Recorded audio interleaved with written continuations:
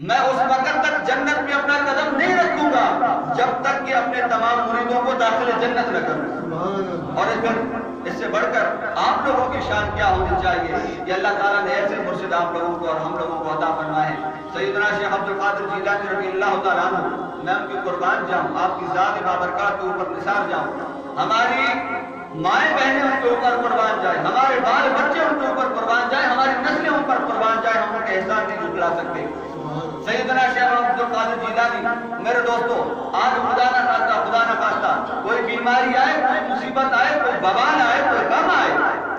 تو ڈاکٹروں کے پاس بعد میں جائے گا۔ ایک مرتبہ 11ویں شریف کا چھوٹا سا گھر میں پروگرام کر کے گھر میں کچھ بھی کھانے پلانے کو لوگوں کو نہ ہو، ایک پانی گلاس کا گھر کے سامنے رکھو، فاتحہ نیاز دلا کر سیدنا شیخ عبد القادر جیلانی کی روح کو اصالہ ثواب کرو، انشاءاللہ صحت یاب ہوگا، تمام بیماریاں ختم ہو جائیں گی، چاہے وہ ظاہری بیماریاں ہوں یا باطنی بیماریاں ہوں، چاہے وہ ظاہری مشکلات ہوں یا باطنی مشکلات ہوں۔ ایک بار اللہ کے ولیوں کو لازمی یاد کیا کریں۔ آج ہم دیکھتے ہیں کہ ہمارے بڑے بوڑھے جو بزرگ ہوا کرتے تھے وہ غریب ہو کر بھی عیش و عشرت میں ہوا کرتے تھے،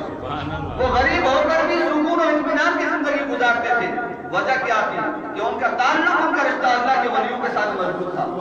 آج اگر ہم دنیا کے اندر ذلیل و رسوا ہیں تو فقط بات اتنی ہے کہ ہم ڈاکٹروں کو تو ہزاروں روپے دے کے آتے ہیں، لائن میں لگ کے آتے ہیں اور پھر پرچیاں لیتے ہیں، ہزاروں کی فیسیں بھرتے ہیں اور دوائیاں لیتے ہیں، اس کے باوجود بھی نہ اطمینان ہے نہ سکون ہے۔ میرے دوستو، اللہ کے ولیوں سے تعلق جوڑ لو۔ سیدنا شیخ عبد القادر جیلانی رضی اللہ